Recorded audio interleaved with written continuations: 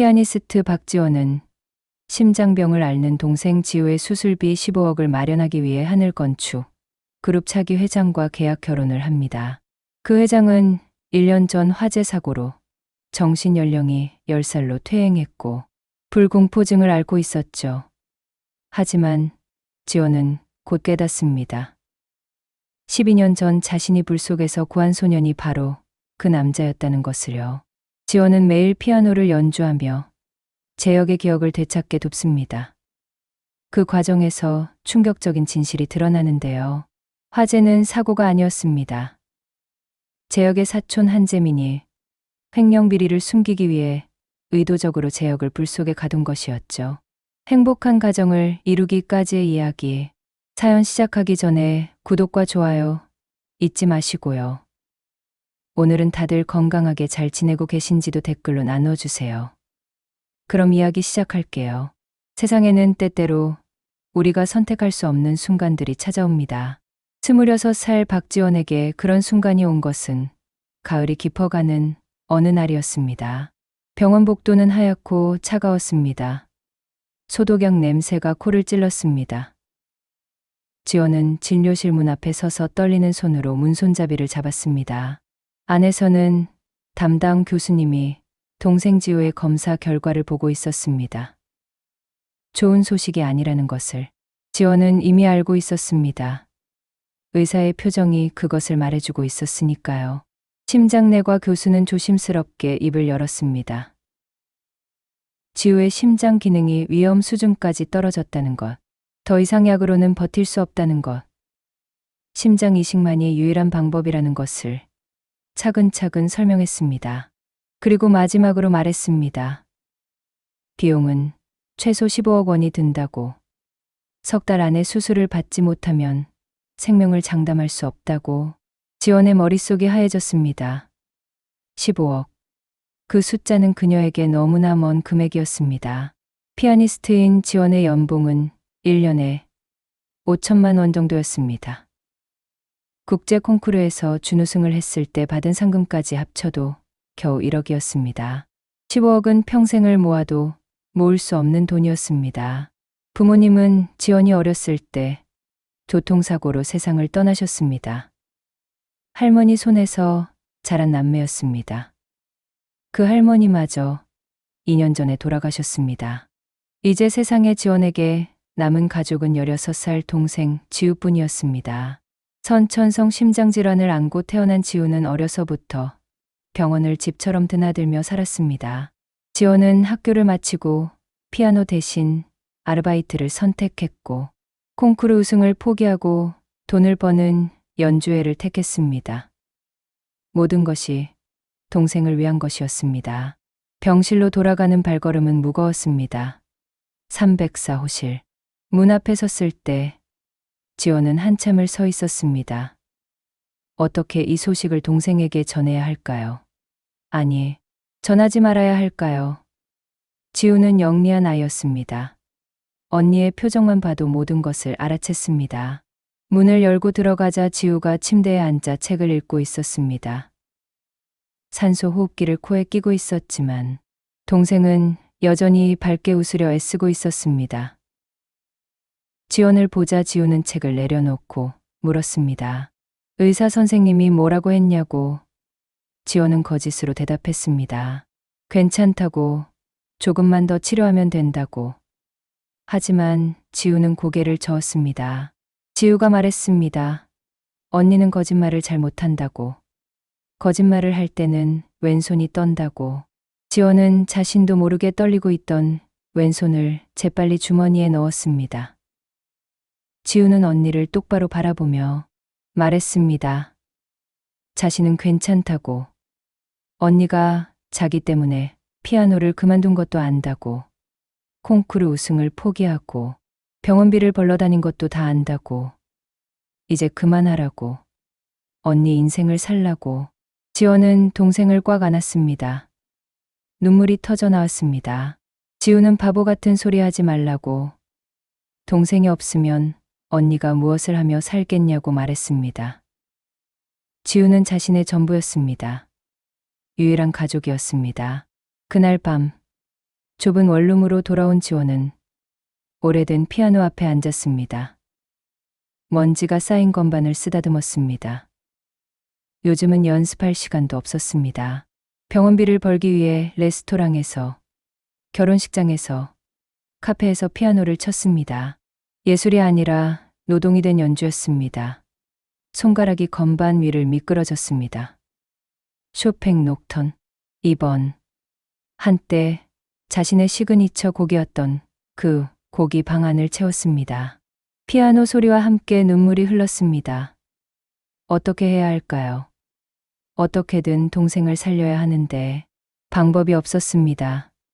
은행에 가도 대출이 나오지 않았습니다. 담보도 없고 수입도 불안정했으니까요. 주변에 도움을 청했지만 15억은 너무 큰 돈이었습니다. 바로 그때 핸드폰이 울렸습니다. 모르는 번호였습니다. 전화를 받자 차분한 여자 목소리가 들렸습니다. 자신은 임선이라는 사람이고 프리미엄 중매 상담을 한다고 했습니다. 지원은 황당했습니다. 지금 이런 전화를 받을 상황이 아니었으니까요. 하지만 여자는 잠깐만 들어보라고 조건이 특별하다고 말했습니다. 한국 최고의 건축 그룹 하늘건축의 차기 회장님과의 혼담이라고. 그리고 계약금이 20억이라고. 지원의 손이 멈췄습니다. 20억. 지우를 살릴 수 있는 돈이었습니다. 여자는 계약 기간 2년. 법적 배우자로서의 역할만 하면 된다고 설명했습니다. 20억을 선불로 준다고 했습니다. 지원은 떨리는 목소리로 물었습니다. 조건이 무엇이냐고. 여자는 내일 오후 강남역 근처 사무실로 오라고 했습니다. 자세한 이야기는 그때 나누자고 했습니다. 전화가 끊어졌습니다. 지원은 핸드폰을 내려다보았습니다. 이것은 함정일까요? 아니면 기적일까요? 하지만 선택의 여지가 없었습니다. 지우를 살리려면 무엇이든 해야 했습니다. 다음 날 오후 지원은 강남의 고급 빌딩 15층에 있는 사무실을 찾아갔습니다. 40대 중반쯤 되어 보이는 여자가 반갑게 맞아주었습니다. 소파에 앉자 여자는 태블릿을 꺼내 화면을 보여주었습니다. 한재혁이라는 남자의 프로필이었습니다. 34살, 하늘건축 그룹 차기 회장, MIT 건축학 박사, 세계적인 건축상 수상자. 화면 속 남자는 놀라울 정도로 잘생겼습니다. 하지만 여자는 조심스럽게 말을 이었습니다. 1년 전 회사 건물 화재 사고가 있었다고. 한재혁 씨가 직원들을 구하다가 뇌 손상을 입었다고. 현재 정신 연령이 10살 수준이라고. 불공포증도 심해서 라이터나 촛불만 봐도 발작을 일으킨다고. 그래서 가족들이 안정적인 배우자를 찾고 있다고 설명했습니다. 지원은 가슴이 철렁 내려앉았습니다. 하지만 계약서를 보여달라고 했습니다. 생각할 시간이 없었습니다. 지우에게 남은 시간은 석 달뿐이었으니까요. 계약서는 간단했습니다. 2년간 법적 배우자로 함께 거주하며 한재혁의 생활을 돕는다. 계약금 20억은 계약 즉시 지급. 계약 기간 종료 후 합의 이혼. 양측 모두 재산 청구권 없음. 지원은 떨리는 손으로 펜을 들었습니다. 이 선택이 옳은지 확신할 수 없었습니다. 하지만 동생을 살리기 위해서라면 자신의 인생쯤은 팔 수 있었습니다. 박지원. 그녀의 이름이 계약서에 새겨졌습니다. 결혼식은 일주일 후라고 했습니다. 사무실을 나와 길거리에 섰을 때 지원의 다리에서 힘이 풀렸습니다. 방금 자신의 인생을 팔았습니다. 돈을 받고. 하지만 후회하지 않았습니다. 지우를 살릴 수 있다면 무엇이든 할 수 있었습니다. 지원은 핸드폰을 꺼내 병원에 전화를 걸었습니다. 선생님께 말했습니다. 지우 이식 수술을 예약해달라고. 비용은 자신이 마련했다고. 그날 밤 병실에서 지원은 동생에게 말했습니다. 언니가 결혼한다고. 지우는 깜짝 놀라 물었습니다. 갑자기 무슨 결혼이냐고. 언니가 자기 때문에 결혼하는 것 아니냐고. 지원은 고개를 저으며 거짓말을 했습니다. 아니라고. 좋은 사람을 만났다고. 행복할 거라고. 지우는 울먹였습니다. 하지만 지원은 동생을 꽉 안으며 약속했습니다. 둘 다 행복하게 살 거라고. 언니도 동생도. 일주일이 빠르게 지나갔습니다. 결혼식 전날 밤 지원은 웨딩드레스를 입어보았습니다. 거울 속 자신의 모습이 낯설었습니다. 웨딩드레스를 입은 신부. 하지만 이것은 사랑이 아니었습니다. 거래였습니다. 왼팔의 화상 흉터가 드레스 밖으로 살짝 보였습니다. 12년 전 불 속에서 누군가를 구하다 생긴 흉터였습니다. 그날의 기억이 선명했습니다. 14살이었습니다. 피아노 학원을 마치고 집에 가던 길에 오피스텔에서 화재가 났습니다. 2층 창문에 한 소년이 갇혀 울고 있었습니다. 지원은 망설이지 않았습니다. 물에 적신 담요를 뒤집어 쓰고 불 속으로 뛰어들었습니다. 소년을 찾아 품에 안고 밖으로 나왔습니다. 그 과정에서 왼팔에 2도 화상을 입었습니다. 흉터가 남았지만 후회하지 않았습니다. 누군가의 생명을 구했으니까요. 소년은 구급차에 실렸고 며칠 후 부모님과 함께 병원에 찾아와 감사 인사를 했습니다. 소년은 지원에게 물었습니다. 피아니스트냐고. 지원은 고개를 끄덕였습니다. 소년은 환하게 웃으며 말했습니다. 자신도 누나처럼 멋진 사람이 될 거라고. 건축가가 되어 불에도 안 타는 안전한 집을 짓고 싶다고. 그것이 마지막이었습니다. 소년의 이름도 묻지 못했습니다. 지원은 거울 속 자신을 바라보며 생각했습니다. 그 소년은 지금 어떻게 살고 있을까? 꿈을 이루었을까? 하지만 그것은 중요하지 않았습니다. 내일이면 자신은 다른 사람과 결혼할 것이었으니까요. 사랑 없는 결혼. 하지만 동생을 살리기 위한 선택이었습니다. 다음 날이 밝았습니다. 결혼식 날이었습니다. 지원은 마음을 다잡았습니다. 이것은 희생이 아니라고. 동생에 대한 사랑이라고. 그렇게 스스로를 다독이며 결혼식장으로 향했습니다. 결혼식장은 조용했습니다. 화려한 호텔의 작은 홀이었지만 사람은 많지 않았습니다. 남과 가족만 참석하는 소박한 예식이었습니다. 지원은 웨딩드레스를 입고 대기실 거울 앞에 앉아 있었습니다. 메이크업 아티스트가 완벽하게 화장을 해주었지만 그녀의 눈빛만은 감출 수 없었습니다. 불안과 두려움이 가득했습니다. 드디어 홀문이 열렸습니다. 웨딩 마치가 울려 퍼졌습니다. 지원은 부케를 든 채 한 걸음씩 앞으로 나아갔습니다. 참석자들이 일어나 박수를 쳤습니다. 하지만 지원의 눈에는 제단 앞에 서 있는 신랑만 보였습니다. 한재혁이었습니다. 지원의 심장이 멈추는 것 같았습니다. 완벽한 턱시도를 입은 그 남자는 놀라울 정도로 잘생겼습니다. 훤칠한 키에 넓은 어깨, 날카로운 이목구비. 하지만 그의 눈빛이 지원을 놀라게 했습니다. 맑고 순수했습니다. 호기심 가득한 아이의 눈빛이었습니다. 34살 성인 남자가 아니라 10살 아이의 눈빛이었습니다.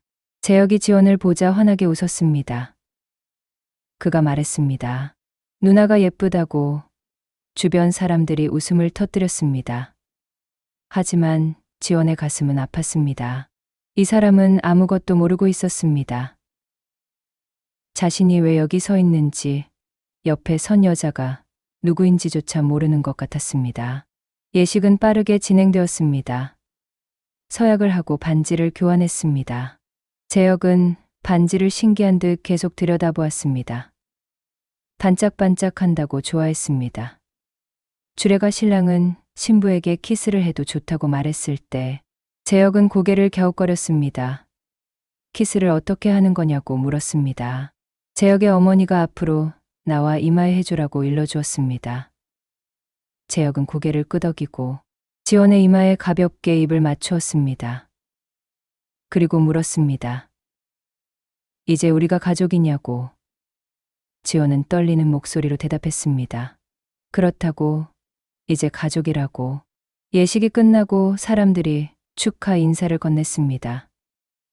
재혁의 어머니 한소영 여사는 50대 중반으로 우아하면서도 차가운 인상이었습니다. 그녀는 지원과 악수를 나누며 말했습니다. 잘 부탁한다고. 재혁이를 2년 동안만이라도 잘 돌봐달라고.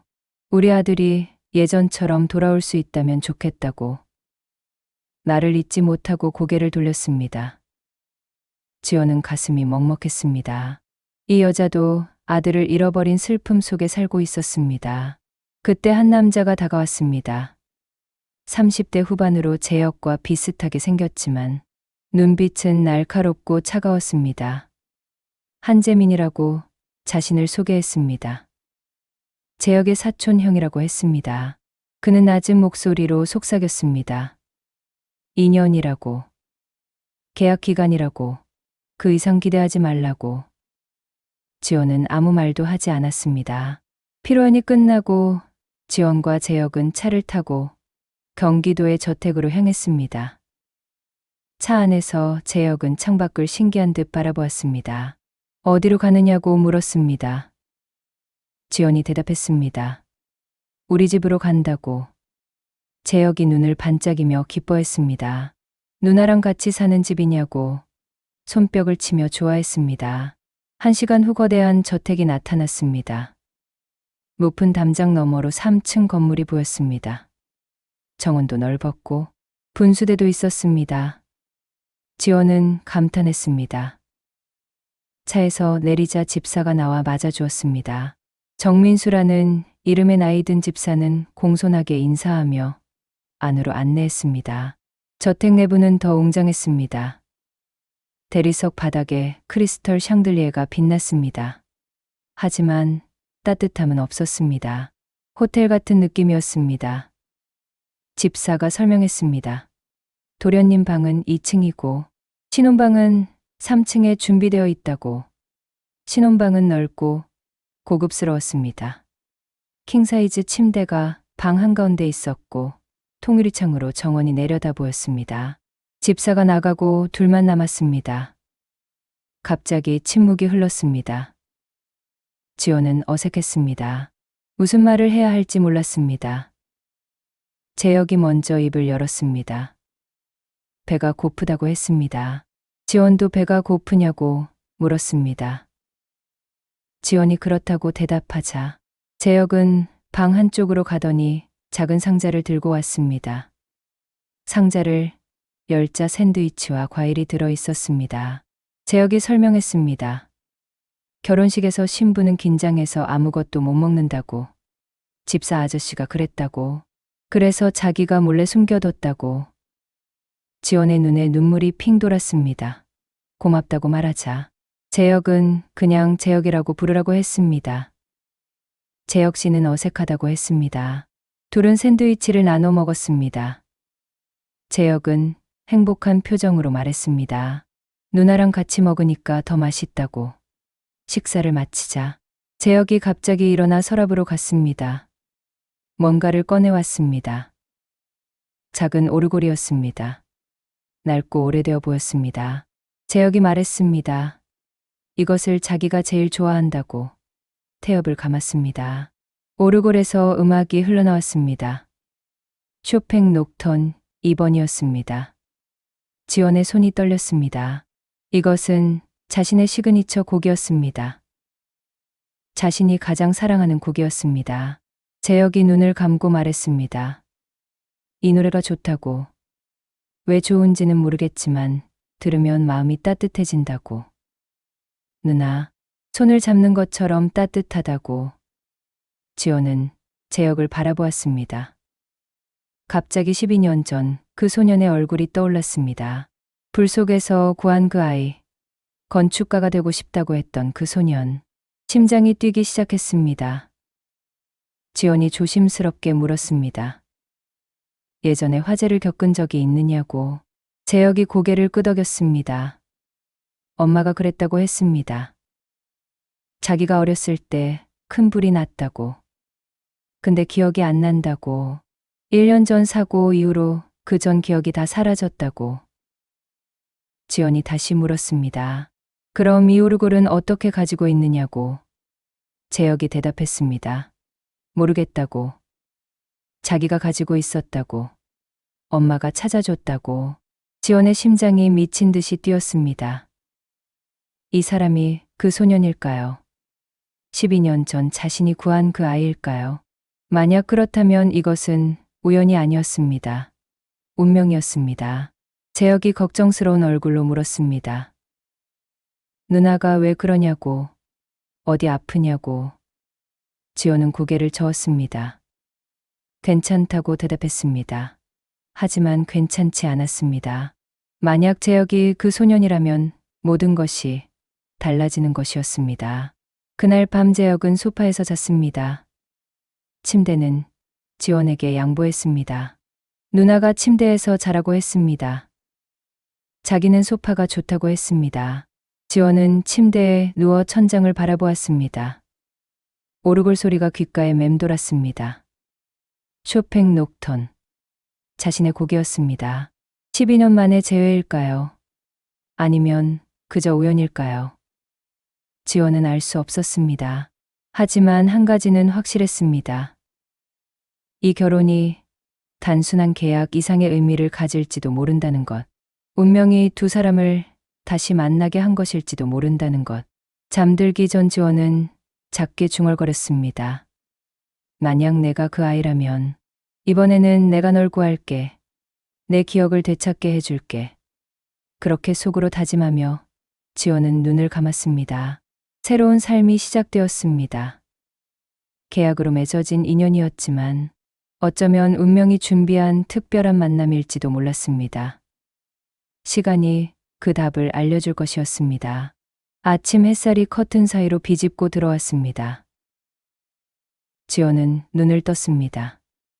낯선 천장, 낯선 방. 한참을 멍하니 있다가 어제 일이 떠올랐습니다. 결혼했다는 것, 계약으로 맺어진 결혼이었다는 것. 소파 쪽을 보니 재혁은 이미 일어난 뒤였습니다. 담요가 단정하게 개져 있었습니다. 1층으로 내려가니 식당에서 소리가 들렸습니다. 재혁이 식탁에 앉아 시리얼을 먹고 있었습니다. 집사가 옆에서 돌보고 있었습니다. 지원을 보자 재혁의 눈이 반짝였습니다. 일어났느냐고, 배고프냐고 물었습니다. 같이 먹자고 했습니다. 집사는 지원에게도 아침을 준비해 주었습니다. 아침을 먹고 재혁이 지원의 손을 잡았습니다. 집 구경을 시켜주겠다고 했습니다. 재혁은 신이 나서 저택 곳곳을 안내했습니다. 거실, 서재, 음악실, 운동실. 집이 아니라 작은 궁전 같았습니다. 2층 끝방에 도착했을 때 재혁이 문을 열었습니다. 자기 작업실이라고 했습니다. 넓은 방 안에는 책상과 컴퓨터, 그리고 벽 한쪽에 큰 화이트보드가 있었습니다. 하지만 모든 것이 먼지로 덮여 있었습니다. 오랫동안 사용하지 않은 것 같았습니다. 지원이 물었습니다. 여기서 무엇을 했느냐고. 재혁이 대답했습니다. 모르겠다고. 엄마가 여기서 일했다고 했지만 기억이 안 난다고. 가끔 여기 오면 머리가 아프다고. 뭔가 생각나려고 하는데 안 난다고. 화이트보드를 보니 흐릿하게 선들이 그려져 있었습니다. 건축 설계도 같았습니다. 지워지지 않도록 조심스럽게 보존되어 있었습니다. 지원이 물었습니다. 이것을 내가 그린 거냐고. 재혁이 대답했습니다. 엄마가 그랬다고. 자기가 사고 나기 전에 그렸다고. 근데 무엇인지 모르겠다고.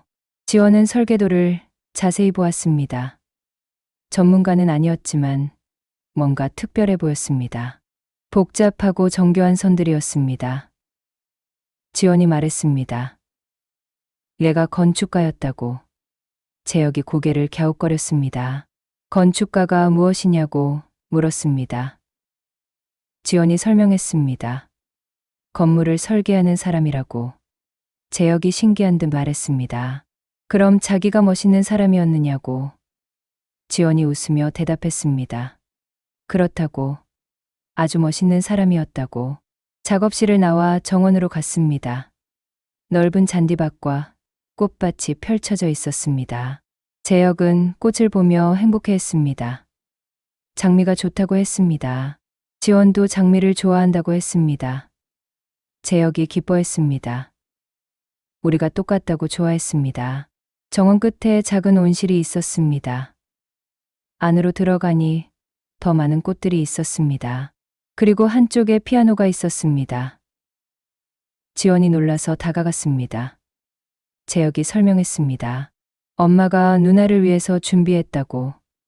누나가 피아니스트니까. 지원은 피아노 앞에 앉았습니다. 건반을 쓰다듬었습니다. 스타인웨이 그랜드 피아노였습니다. 매우 비싼 악기였습니다. 재혁이 부탁했습니다. 쳐달라고. 지원은 손가락을 건반 위에 올렸습니다. 쇼팽 녹턴 2번을 연주하기 시작했습니다. 온실이 음악으로 가득 찼습니다. 재혁은 눈을 감고 들었습니다. 그의 얼굴에 평화가 내려앉았습니다. 곡이 끝나자 재혁이 눈을 떴습니다. 말했습니다. 이것이 자기 오르골 노래라고. 근데 누나가 치니까 더 좋다고. 마음이 따뜻해진다고. 지원이 약속했습니다. 자주 쳐주겠다고. 매일 쳐주겠다고. 재혁이 좋아하며 손뼉을 쳤습니다. 그날부터 지원은 매일 저녁 온실에서 피아노를 쳤습니다. 재혁은 옆에서 들었습니다. 가끔 종이에 뭔가를 그리기도 했습니다. 선들이었습니다. 의미를 알 수 없는 선들이었습니다. 일주일이 지났습니다. 어느 날 저녁 피아노 연주를 마치고 재혁이 그린 종이를 봤습니다. 지원은 숨이 멎었습니다. 건축 설계도였습니다. 작업실 화이트보드에 있던 것과 비슷한 선들이었습니다. 지원이 물었습니다. 이것이 무엇이냐고. 재혁이 대답했습니다. 모르겠다고. 그냥 누나 피아노를 들으면 이것이 생각난다고. 지원의 가슴이 뛰었습니다. 음악이 재혁의 기억을 깨우고 있었습니다. 조금씩이지만 확실하게. 다음날 지원은 재혁의 어머니 한소영을 만났습니다. 거실에서 차를 마시며 조심스럽게 물었습니다. 재혁이가 사고 나기 전에 무엇을 하고 있었는지 여쭤봐도 되겠느냐고. 한소영의 얼굴이 굳어졌습니다. 왜 그러느냐고 물었습니다. 지원이 설명했습니다. 재혁이가 자기 피아노를 들으면서 뭔가를 그린다고. 설계도 같다고. 한소영이 찻잔을 내려놓았습니다. 정말이냐고 물었습니다. 지원이 고개를 끄덕였습니다. 한소영이 말하기 시작했습니다. 재혁이는 천재 건축가였다고.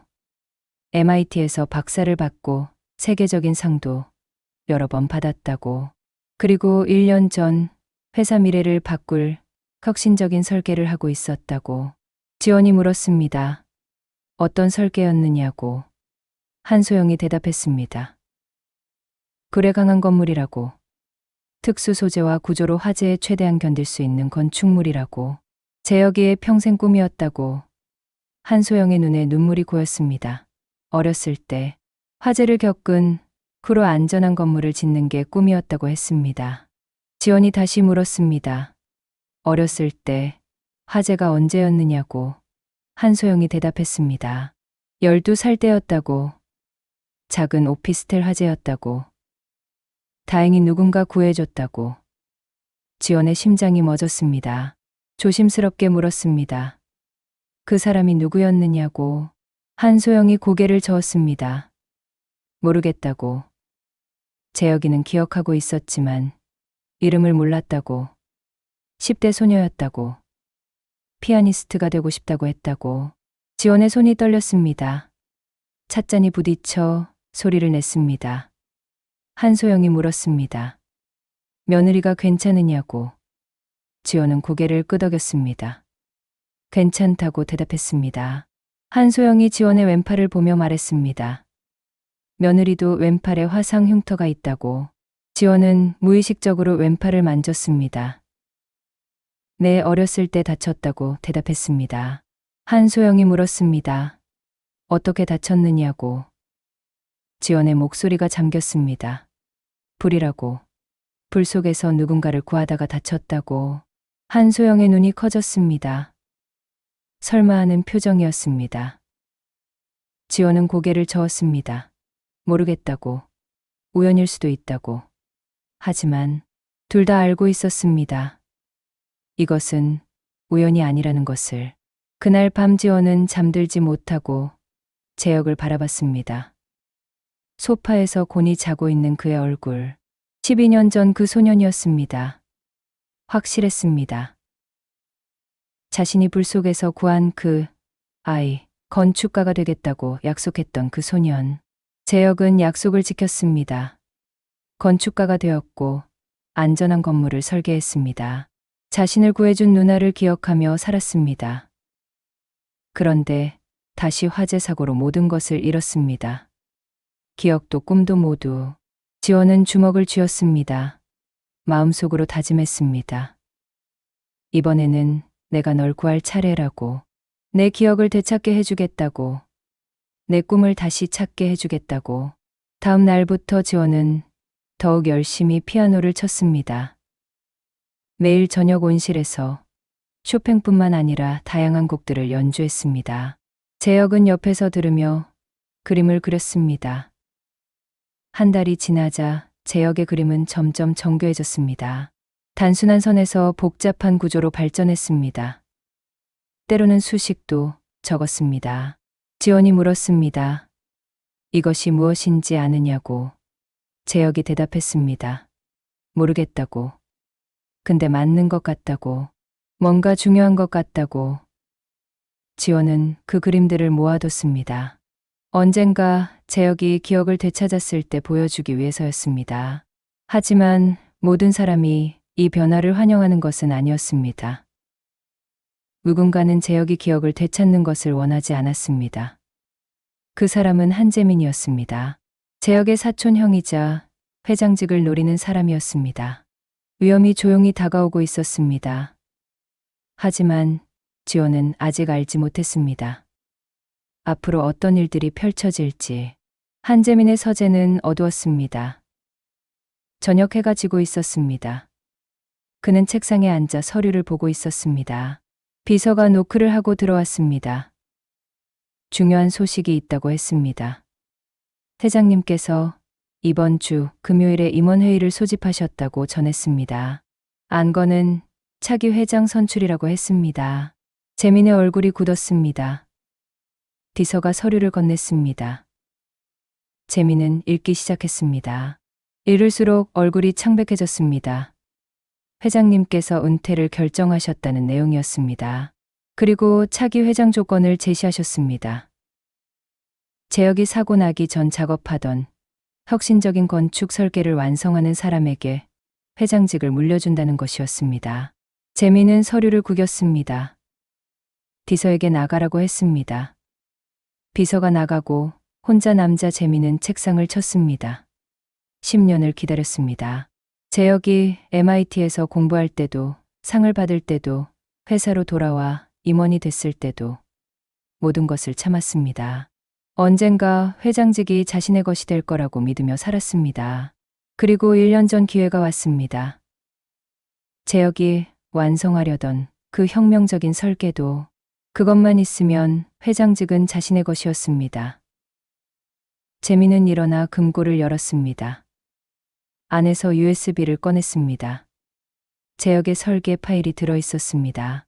1년 전 그날 화재 나기 직전 재혁의 컴퓨터에서 복사한 것이었습니다. 하지만 파일은 암호화되어 있었습니다. 재혁만 알 수 있는 암호였습니다. 1년 동안 전문가들을 동원해 풀려 했지만 실패했습니다.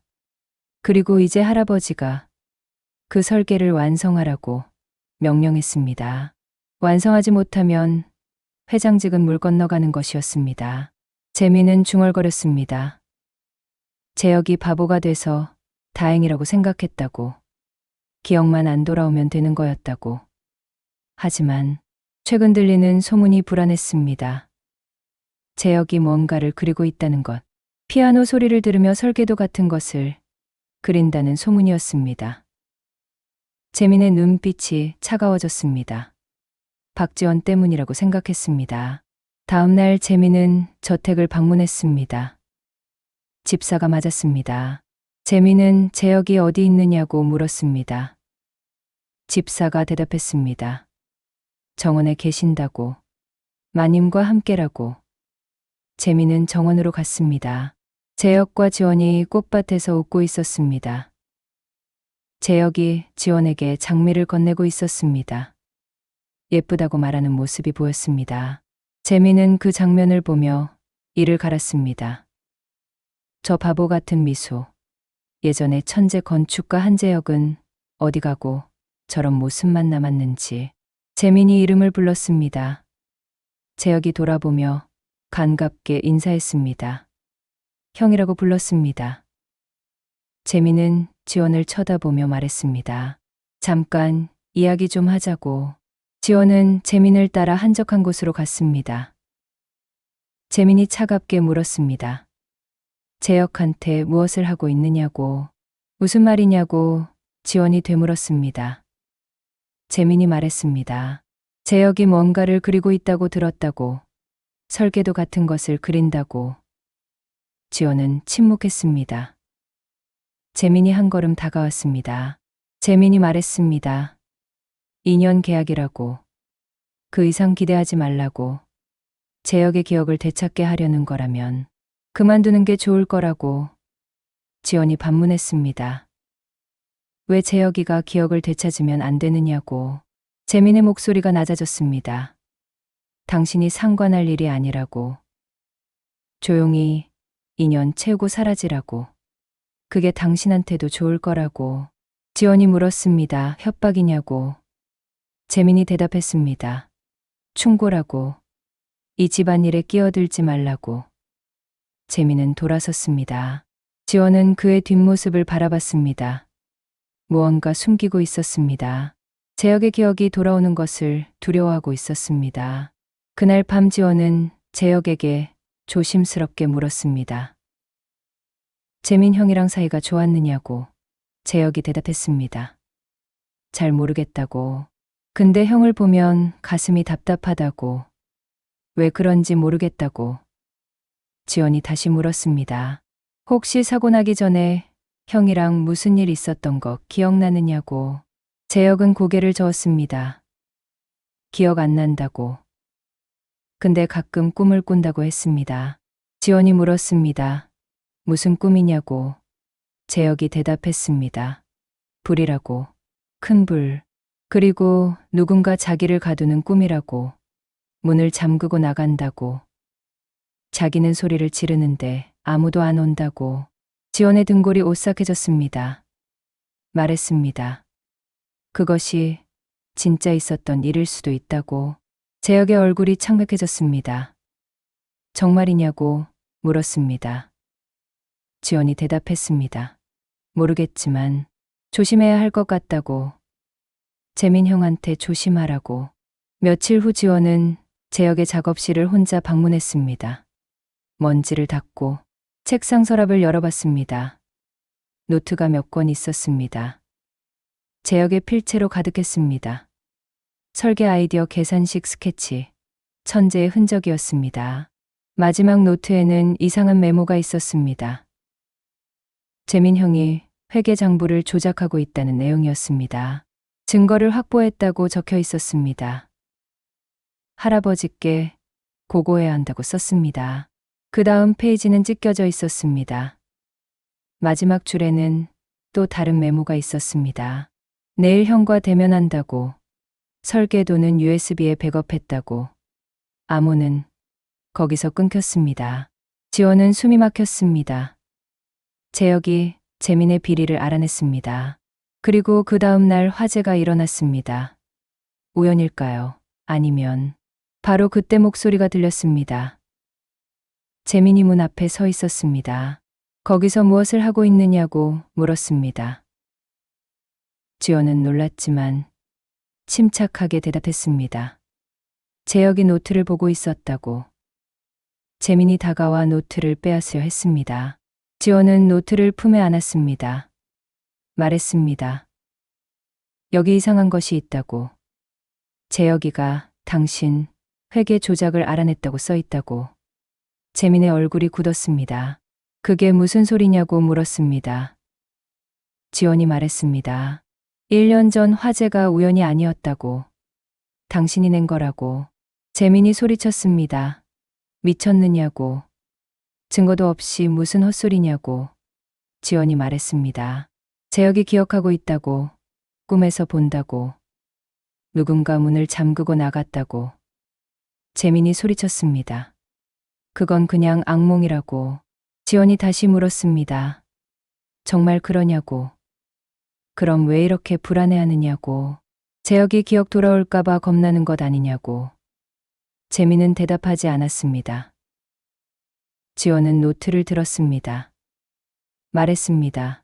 이것을 경찰에 가져가겠다고. 재민의 목소리가 차갑게 가라앉았습니다. 그러지 말라고 했습니다. 당신 동생 있다고. 박지후, 심장 이식 수술 기다리는. 지원의 얼굴이 창백해졌습니다. 재민이 계속 말했습니다. 수술비를 우리가 댔다고. 그것을 회수하면 어떻게 될 것 같으냐고. 지원은 말문이 막혔습니다. 재민이 말했습니다. 조용히 하라고. 2년만 참으라고. 그럼 당신도 동생도 안전하다고. 재민은 노트를 빼앗아 갔습니다. 문 앞에서 말했습니다. 잊으라고. 아무것도 모르는 척하라고. 그게 모두를 위한 거라고. 문이 닫혔습니다. 지원은 주저앉았습니다. 손이 떨렸습니다. 재민이 범인이었습니다. 재혁을 그 화재 속에 가둔 사람. 하지만 증거가 없었습니다. 그리고 지우가 위협받고 있었습니다. 어떻게 해야 할까요? 동생을 택해야 할까요? 아니면 재혁을 택해야 할까요? 하지만 지원은 알고 있었습니다. 둘 다 포기할 수 없다는 것을. 방법을 찾아야 했습니다. 둘 다 지킬 수 있는 방법을. 그날 밤 지원은 재혁에게 아무 말도 하지 못했습니다. 재혁은 평소처럼 행복하게 웃으며 오르골을 틀었습니다. 지원은 피아노를 쳤습니다. 하지만 연주는 떨렸습니다. 마음이 무거웠습니다. 위험이 다가오고 있었습니다. 하지만 지원은 포기하지 않을 것이었습니다. 반드시 진실을 밝혀내고 재혁을 구할 것이었습니다. 일주일이 지났습니다. 지원은 결심했습니다. 재민의 협박에도 불구하고 재혁의 기억을 되찾게 하기로 했습니다. 조심스럽게 하지만 확실하게 해야 했습니다. 매일 저녁 온실에서의 피아노 연주는 계속되었습니다. 하지만 이제는 목적이 있었습니다. 재혁의 무의식을 깨우는 것이었습니다. 어느 날 저녁 지원은 다른 곡을 연주하기로 했습니다. 베토벤 템페스트였습니다. 강렬하고 격정적인 곡이었습니다. 재혁은 처음에는 불편한 표정을 지었습니다. 이 노래가 무섭다고 말했습니다. 지원이 말했습니다. 괜찮다고. 계속 들어보라고. 연주가 계속되자 재혁은 머리를 감싸 쥐었습니다. 아프다고 말했습니다. 머리가 아프다고. 지원이 연주를 멈추지 않고 물었습니다. 무엇이 보이느냐고. 재혁의 목소리가 떨렸습니다. 불이 보인다고. 큰 불, 연기, 누가 문을 닫는다고. 밖에서 자물쇠를 채운다고. 재혁이 바닥에 무릎을 꿇었습니다. 지원은 그제야 연주를 멈추고 달려갔습니다. 재혁의 이름을 불렀습니다. 재혁이 숨을 몰아쉬며 말했습니다. 괜찮다고. 잠깐 어지러웠다고. 지원이 미안하다고 했습니다. 자기가 너무 무리하게 했다고. 재혁이 고개를 저었습니다. 아니라고. 뭔가 생각났다고. 확실하지는 않지만 사고 난 날이 생각났다고. 누군가 자기를 일부러 가뒀다고. 지원의 심장이 뛰었습니다. 누구냐고 물었습니다. 재혁이 대답했습니다. 얼굴이 안 보인다고. 하지만 목소리가 익숙하다고. 지원은 그날 밤부터 더욱 전략적으로 접근했습니다. 재혁의 과거와 관련된 단서들을 하나씩 제시하기 시작했습니다. 먼저 재혁의 어머니에게 부탁해 옛날 사진들을 받았습니다. 재혁이 MIT에서 공부하던 시절의 사진, 상을 받던 순간의 사진, 회사에서 일하던 모습의 사진들이었습니다. 지원은 재혁에게 사진들을 보여주었습니다. 재혁은 신기한 듯 들여다보았습니다. 이것이 자기냐고 물었습니다. 지원이 대답했습니다. 그렇다고 멋지지 않느냐고. 재혁이 놀라워했습니다. 자기가 이렇게 컸었느냐고. 지원이 설명했습니다. 이것은 내가 상을 받는 장면이라고. 국제건축 공모전에서 대상을 받았다고. 재혁이 말했습니다. 대상이라고. 자기가 대단했다고. 며칠 동안 사진을 보며 이야기를 나누었습니다. 재혁은 점점 과거의 자신에 대해 궁금해했습니다. 자기가 공부를 잘했느냐고 물었습니다. 지원이 대답했습니다. 엄청 잘했다고. 천재였다고. 재혁이 슬픈 표정으로 물었습니다. 그럼 왜 지금은 이러냐고. 바보가 됐다고. 지원이 재혁의 손을 잡으며 말했습니다. 바보가 아니라고. 넌 여전히 똑똑하다고. 그리고 누구보다 착하다고. 그게 더 중요한 거라고. 재혁이 물었습니다. 정말이냐고. 지원이 대답했습니다. 진짜라고. 다음 단계는 재혁을 작업실로 데려가는 것이었습니다. 함께 먼지를 닦고 정리했습니다. 책장에서 책들을 꺼냈습니다. 건축, 이론서 구조, 역학 설계 도면집들이었습니다. 지원이 물었습니다. 이 책들을 읽어보겠느냐고. 재혁은 책을 펼쳤습니다. 어려운 수식과 도면들이 가득했습니다. 이해가 안 된다고 말했습니다. 지원이 말했습니다. 천천히 보라고. 무리하지 말라고. 재혁은 매일 작업실에서 시간을 보내기 시작했습니다. 책을 읽고 도면을 보고 가끔 뭔가를 그렸습니다. 2주가 지나자 변화가 나타났습니다. 재혁의 그림이 더욱 정교해졌습니다. 단순한 선이 아니라 구체적인 건축 설계가 되어갔습니다. 어느 날 저녁 지원이 작업실에 들어가자 재혁이 화이트보드 앞에 서서 뭔가를 그리고 있었습니다. 집중한 표정이었습니다. 평소와 달랐습니다. 지원이 이름을 불렀지만 재혁은 대답하지 않았습니다. 계속 그렸습니다. 선들이 화이트보드를 채워갔습니다. 기둥부 벽체 구조들이 나타났습니다. 30분 후 재혁은 마커를 내려놓고 뒤로 물러섰습니다. 화이트보드를 바라보았습니다. 완성된 설계도였습니다. 재혁이 떨리는 목소리로 물었습니다. 이것을 자기가 그렸느냐고. 지원이 대답했습니다. 그렇다고. 방금 내가 그렸다고. 재혁이 말했습니다. 근데 어떻게 그렸는지 모르겠다고. 손이 알아서 움직였다고. 지원은 설계도를 자세히 보았습니다. 전문가는 아니었지만 이것은 뭔가 특별해 보였습니다. 혁신적인 구조였습니다. 지원이 말했습니다. 이것이 내가 사고 나기 전에 하던 프로젝트라고. 그래, 강한 건물이라고. 내 평생 꿈이었다고. 재혁은 설계도를 물끄러미 바라보았습니다. 눈빛이 변하기 시작했습니다. 더 깊어지고 더 또렷해졌습니다. 말했습니다. 자기가 왜 불에 강한 건물을 만들려 했느냐고. 지원이 대답했습니다. 어렸을 때 화재를 겪었다고. 그때 누군가 널 구해줬다고. 재혁이 물었습니다. 누가 구해줬느냐고. 지원은 망설였습니다. 말해야 할까요? 자신이 그 사람이라고. 하지만 아직은 아니었습니다. 지원이 대답했습니다. 모르겠다고. 근데 넌 그 사람을 평생 기억했다고. 그 사람처럼 다른 사람을 구하는 사람이 되고 싶었다고. 재혁의 눈에 눈물이 고였습니다. 말했습니다. 자기도 기억하고 싶다고. 그 사람이 누군지 알고 싶다고. 지원이 말했습니다. 기억날 거라고. 천천히 기억날 거라고. 그날 밤 재혁은 악몽을 꾸었습니다. 비명을 지르며 깼습니다.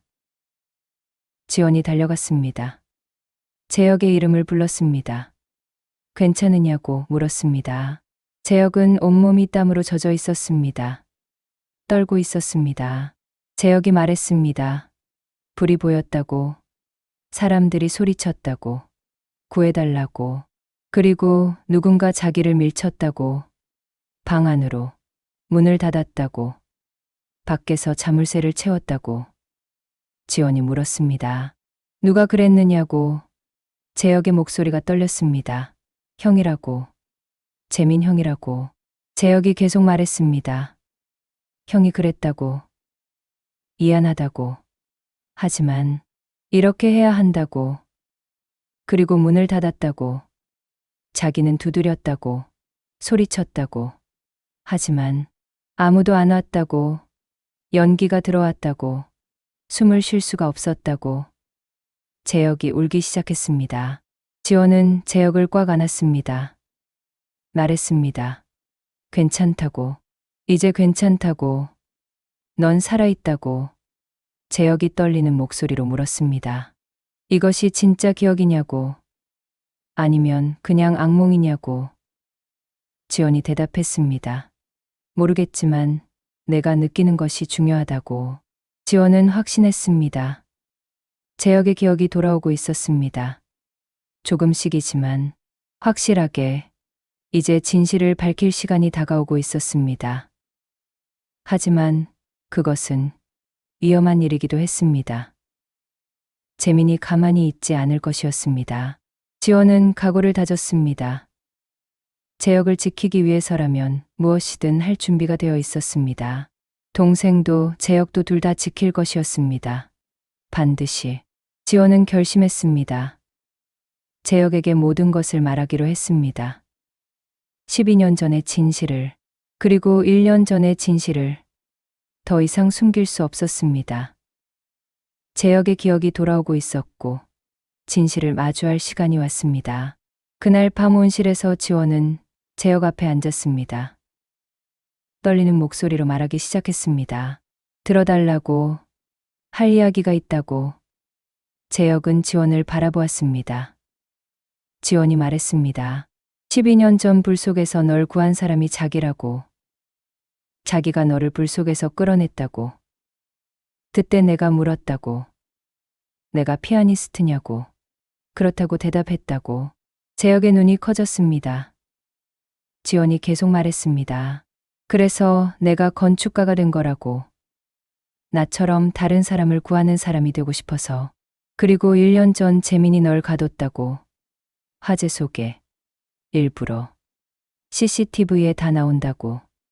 내가 재민의 비리를 알아냈고 혁신적인 설계도를 내가 가지고 있었다고. 그래서 재민이 널 제거하려 한 거라고. 재혁의 얼굴이 굳었습니다.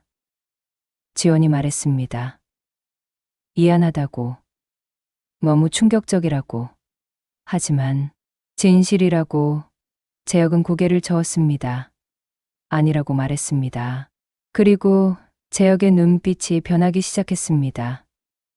혼란스러운 아이의 눈빛이 아니었습니다.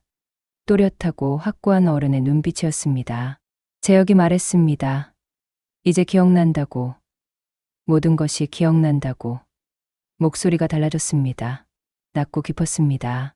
더 이상 10살 아이의 목소리가 아니었습니다. 34살 성인 남자의 목소리였습니다. 재혁이 말을 이었습니다.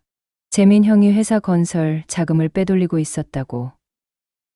자기가 감사 자료를 검토하다 발견했다고. 3년 동안 50억을 횡령했다고. 지원은 숨을 죽이고 들었습니다. 재혁이 계속 말했습니다. 형한테 직접 물어봤다고. 그날 사고 나기 전날 형은 부인했지만 표정이 이상했다고. 다음 날 할아버지께 보고하기로 했다고. 그래서 재민이 불을 냈다고. 전기실에 방화했고 자기 사무실 문을 잠갔다고. 재혁은 주먹을 쥐었습니다. 소방관들이 30분 늦었으면 자기는 죽었을 거라고 말했습니다. 지원이 말했습니다. 미안하다고. 자기가 더 빨리 알았어야 했다고. 재혁이 고개를 저었습니다. 아니라고. 누나, 덕분에 기억을 되찾았다고. 누나가 아니었으면 영원히 모르고 살았을 거라고. 지원이 물었습니다. 이제 어떻게 할 거냐고. 재혁이 대답했습니다. 증거를 확보해야 한다고. CCTV 영상만으로는 부족하다고. 자기가 직접 형을 대면해야 한다고. 지원이 말했습니다. 위험하다고. 재혁이 대답했습니다. 괜찮다고. 이번에는 자기가 준비했다고. 그리고 누나가 옆에 있지 않느냐고. 재혁이 지원의 손을 잡았습니다. 며칠 후 한소영은 임원회의를 소집했습니다. 안건은 차기 회장 선출이었습니다. 회장실에 주요 임원들이 모였습니다. 할아버지인 회장, 한소영 재민 그리고 몇 명의 임원들이 있었습니다. 한소영이 비서에게 지시했습니다. 재혁이를 데려오라고. 재민의 표정이 굳었습니다. 잠시 후 재혁이 들어왔습니다. 지원이 손을 잡고 함께였습니다. 재혁이 환하게 웃으며 인사했습니다. 여전히 아이 같은 말투였습니다. 회의가 시작되었습니다. 회장이 입을 열었습니다. 오늘 모인 이유는 다들 안다고. 이제 은퇴할 때가 됐다고. 차기 회장을 선출해야 한다고. 재민이 앞으로 나섰습니다. 자기가 준비한 자료가 있다고 했습니다. 프레젠테이션이 시작되었습니다. 재민은 자신의 실적과 비전을 발표했습니다. 그리고 마지막 슬라이드를 넘겼습니다. 재혁이 설계하던 혁신 건축 프로젝트를 자기가 완성했다고 발표했습니다. 화면에 설계도가 나타났습니다. 회장이 물었습니다. 어떻게 복구했느냐고. 재민이 대답했습니다. 전문가들을 동원했다고. 재혁이 남긴 자료를 분석해 복원했다고. 거짓말이었습니다. 회장이 고개를 끄덕였습니다. 인상적이라고 말했습니다. 재민이 만족스러운 표정을 지었습니다. 그때 재혁이 일어났습니다. 말했습니다. 자기도 발표할 것이 있다고. 모두가 재혁을 쳐다봤습니다. 재민의 얼굴이 굳었습니다. 재혁이 말했습니다. 자기가 설계도를 완성했다고. 목소리가 달라졌습니다. 더 이상 아이 목소리가 아니었습니다. 성숙하고 확신에 찬 목소리였습니다. 회의실이 술렁였습니다. 한소영이 놀라서 물었습니다. 지금 무슨 일이냐고. 재혁이 대답했습니다. 내 엄마라고. 기억이 돌아왔다고. 이제 다 기억한다고. 재민은 얼어붙었습니다. 재혁이 노트북을 열었습니다. 말했습니다. 이것이 원본 설계도라고. 자기가 1년 전 작업하던 것이라고. 그리고 지난 일주일 동안 완성한 최종 버전이라고. 화면에 나타난 설계도는 재민이 보여준 것보다 훨씬 정교하고 혁신적이었습니다. 재혁이 말했습니다. 재민 형이 보여준 것은 자기 초기 버전이라고. 1년 전 USB에 백업했던 파일이라고. 형이 훔쳐간 거라고. 재민이 벌떡 일어났습니다. 무슨 헛소리냐고 소리쳤습니다. 재혁이 말했습니다. 헛소리가 아니라고. 증거가 있다고. 재혁이 다른 파일을 열었습니다. 형의 컴퓨터 로그라고 했습니다.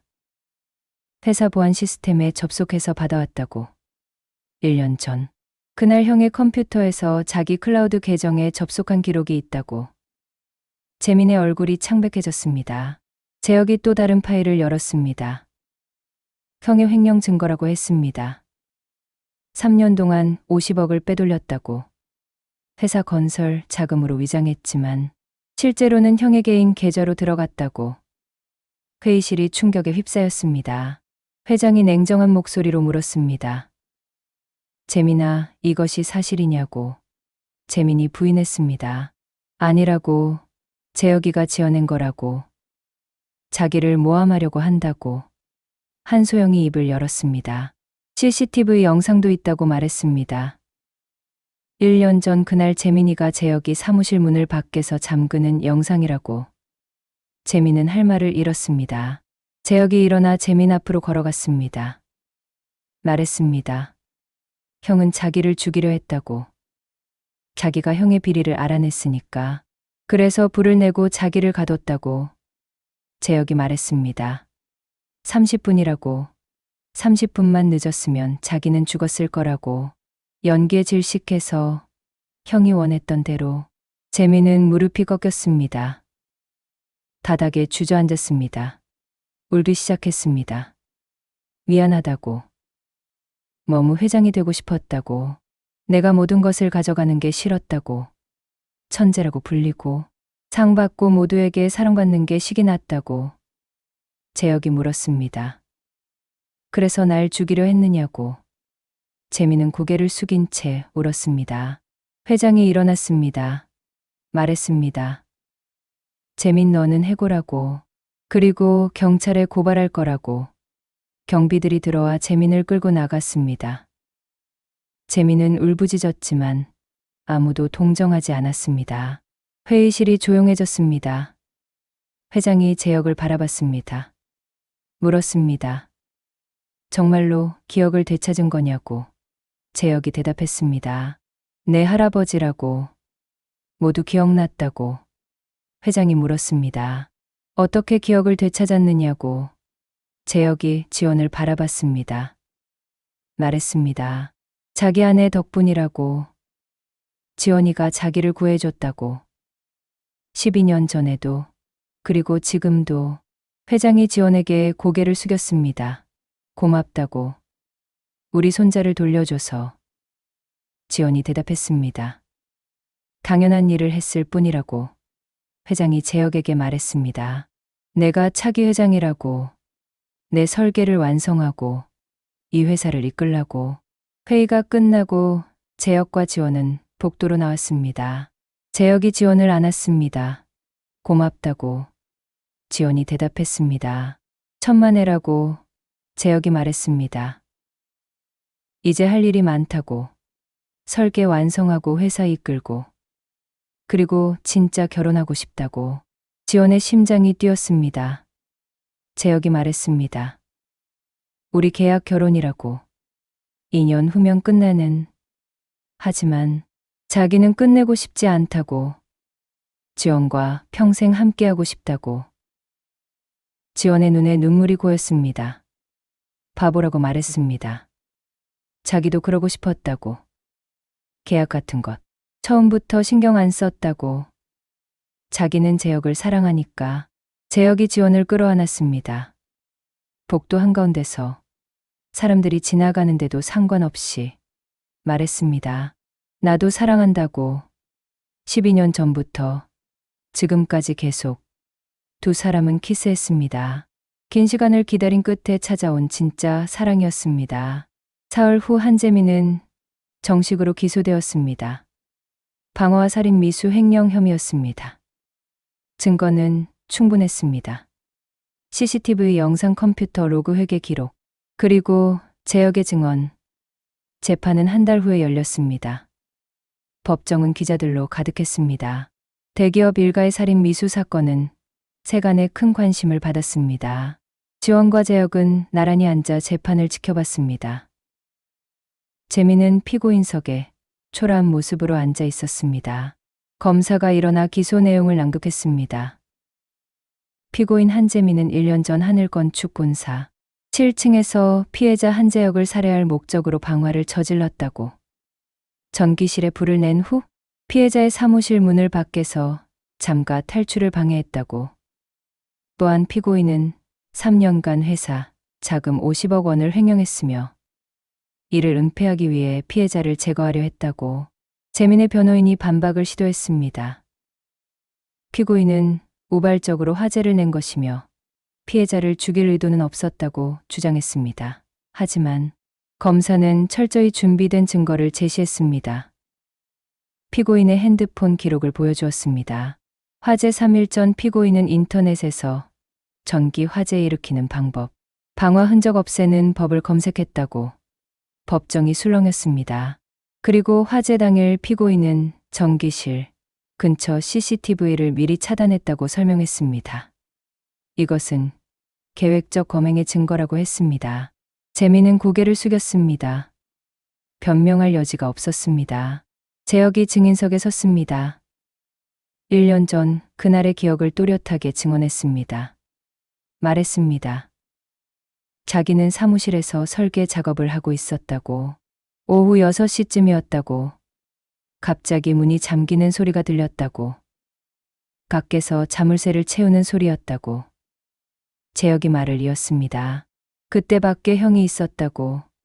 한재민이 자기는 문을 두드리며 물었다고. 형 왜 이러냐고. 형은 대답했다고. 미안하다고. 하지만 이렇게 해야 한다고. 법정이 조용해졌습니다. 재혁이 계속 말했습니다. 5분 후 화재 경보가 울렸다고. 연기가 들어오기 시작했다고. 자기는 문을 부수려 했지만 밖에서 잠긴 문은 열리지 않았다고. 재혁의 목소리가 떨렸습니다. 30분 동안 자기는 연기 속에 갇혀 있었다고. 숨을 쉴 수가 없었다고. 죽는 줄 알았다고. 검사가 물었습니다. 어떻게 구조되었느냐고. 재혁이 대답했습니다. 소방관들이 문을 부수고 들어왔다고. 자기는 이미 의식을 잃은 상태였다고. 내 손상을 입었고 1년 동안 기억을 잃고 살았다고. 재혁은 재민을 똑바로 바라보았습니다. 말했습니다. 형은 자기를 죽이려 했다고. 분명히. 재민은 대답하지 못했습니다. 고개만 숙이고 있었습니다. 다음으로 한소영이 증인석에 섰습니다. 어머니로서의 증언이었습니다.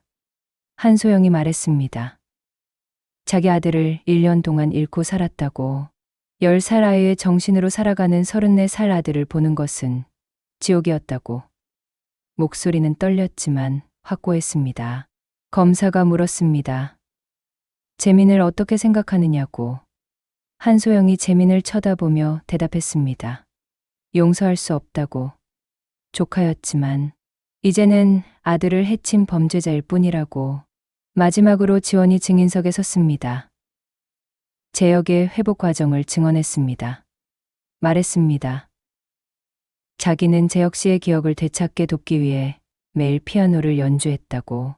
음악이 그의 무의식을 깨웠다고. 검사가 물었습니다. 왜 그렇게까지 했느냐고. 지원이 재혁을 바라보며 대답했습니다. 12년 전 재혁 씨가 화재에서 죽을 뻔했을 때 자기가 구했다고. 그때 그는 건축가가 되겠다고 약속했다고. 안전한 건물을 짓겠다고. 검사가 다시 물었습니다. 그 약속을 지켰느냐고. 지원이 대답했습니다. 네, 그렇다고. 천재 건축가가 됐다고. 그런데 다시 화재로 모든 것을 잃었다고. 자기는 다시 그를 구하고 싶었다고. 이번에는 그의 기억을. 지원의 눈에 눈물이 고였습니다. 그래서 매일 연주했다고. 그가 기억을 되찾을 때까지. 법정이 숙연해졌습니다. 최후 진술에서 재민이 일어났습니다. 눈물을 흘리며 말했습니다. 자기는 용서받을 수 없는 일을 했다고. 자기 욕심 때문에 동생을 죽이려 했다고. 변명하지 않겠다고. 재민이 재혁을 바라보았습니다. 말했습니다. 재혁아, 미안하다고. 정말 미안하다고. 형이 잘못했다고. 재혁은 아무 말도 하지 않았습니다. 차가운 눈빛으로 재민을 바라볼 뿐이었습니다. 판사가 판결을 선고했습니다. 말했습니다. 피고인 한재민에게 살인미수 및 방화죄로 징역 12년, 횡령죄로 징역 5년, 총 징역 15년을 선고한다고. 재민은 무릎이 꺾였습니다. 법정 경비가 그를 부축했습니다. 재판이 끝나고 법정을 나올 때 재민이 마지막으로 재혁을 쳐다보았습니다. 미안하다는 말을 입모양으로 했습니다. 재혁은 고개를 돌렸습니다. 용서하지 않았습니다. 법정 밖에서 기자들이 몰려들었습니다. 질문이 쏟아졌습니다.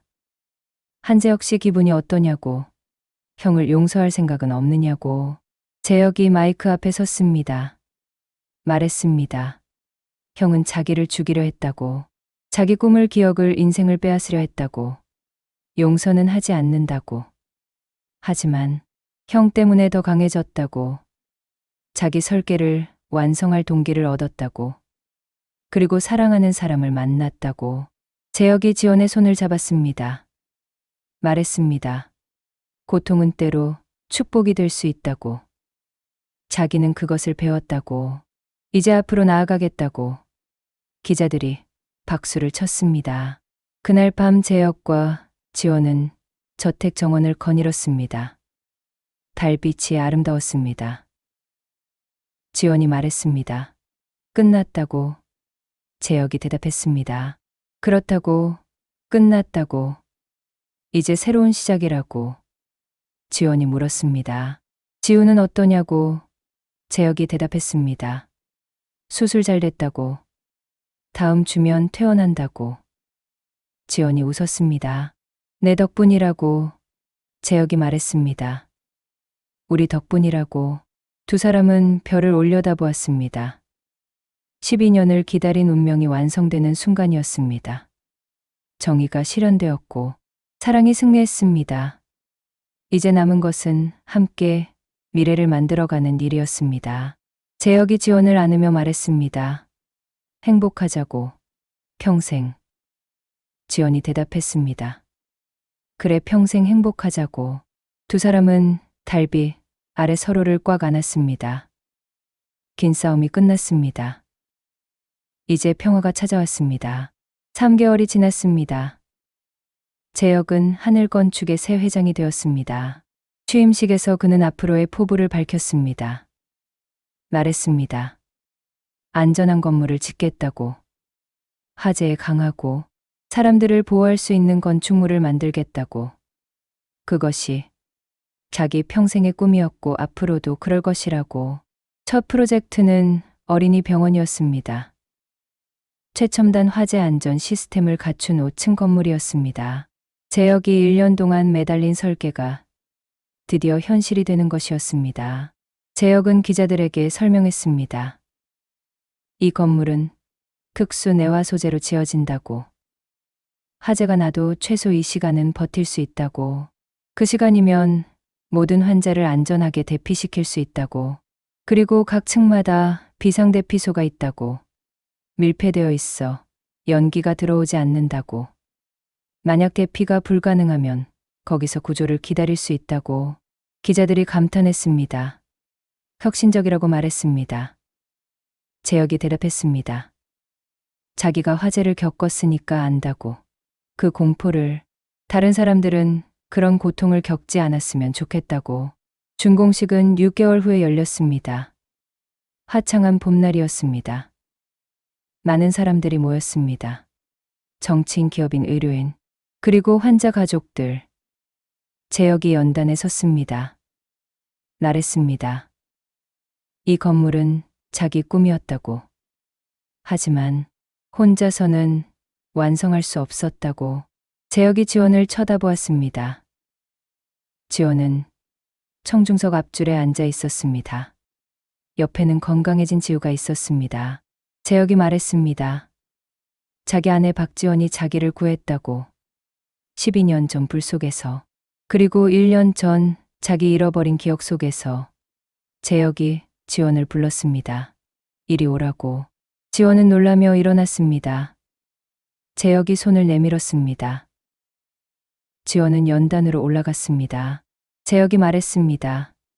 이 건물은 당신 것이라고. 당신의 사랑과 헌신이 없었다면 이 건물은 존재하지 않았을 거라고. 재혁이 무릎을 꿇었습니다. 주머니에서 작은 상자를 꺼냈습니다. 열자 반지가 들어 있었습니다. 재혁이 말했습니다. 지원아, 우리 계약 결혼이었다고. 하지만 이제 진짜 결혼하고 싶다고. 평생 함께하고 싶다고. 박지원 나랑 결혼해 달라고. 청중들이 환호했습니다. 지원의 눈에 눈물이 고였습니다. 말했습니다. 바보라고. 우리 이미 결혼했다고. 재혁이 말했습니다. 진짜로 다시 하고 싶다고. 사랑으로. 지원이 고개를 끄덕였습니다. 그래, 다시 결혼하자고. 재혁이 반지를 끼워 주었습니다. 사람들이 박수를 쳤습니다. 재혁은 일어나 지원을 안고 키스했습니다. 그날 오후 병원 옥상 정원에서 작은 결혼식이 열렸습니다. 양가 가족과 친한 친구들만 모인 따뜻한 자리였습니다. 지원은 하얀 드레스를 입었습니다. 왼팔에 화상 흉터가 보였지만 더 이상 숨기지 않았습니다. 그것은 그녀의 용기의 증표였습니다. 재혁은 네이비 수트를 입었습니다. 잘생긴 얼굴에 행복한 미소가 가득했습니다. 주례가 말했습니다. 사랑하는 두 사람이 오늘 다시 한번 서약을 나눈다고. 12년 전 불 속에서 시작된 인연이 오늘 사랑으로 완성된다고. 주례가 물었습니다. 신랑 한재혁, 신부 박지원을 평생 사랑하고 아끼겠느냐고. 재혁의 목소리는 확고했습니다. 네라고. 12년 전부터 지금까지 그리고 앞으로도 영원히. 주례가 다시 물었습니다. 신부 박지원 신랑, 한재혁을 평생 사랑하고 아끼겠느냐고. 지원이 웃으며 대답했습니다. 네라고. 계약이 아니라 진심으로. 주례가 말했습니다. 이제 키스하셔도 좋다고. 재혁이 지원을 끌어안고 깊게 키스했습니다. 사람들이 환호하고 박수를 쳤습니다. 피로한 자리에서 지우가 피아노를 연주했습니다. 쇼팽 녹턴 2번. 누나가 재혁에게 들려줬던 그 곡이었습니다. 연주를 마치고 지우가 물었습니다. 언니 행복하냐고. 지원이 대답했습니다. 응, 정말 행복하다고. 지우가 말했습니다. 다행이라고. 언니가 자기를 위해 희생한 거 안다고. 그 계약 결혼. 지원이 대답했습니다. 희생 아니었다고. 그건 자기한테도 구원이었다고. 재혁이를 만난 건 축복이라고.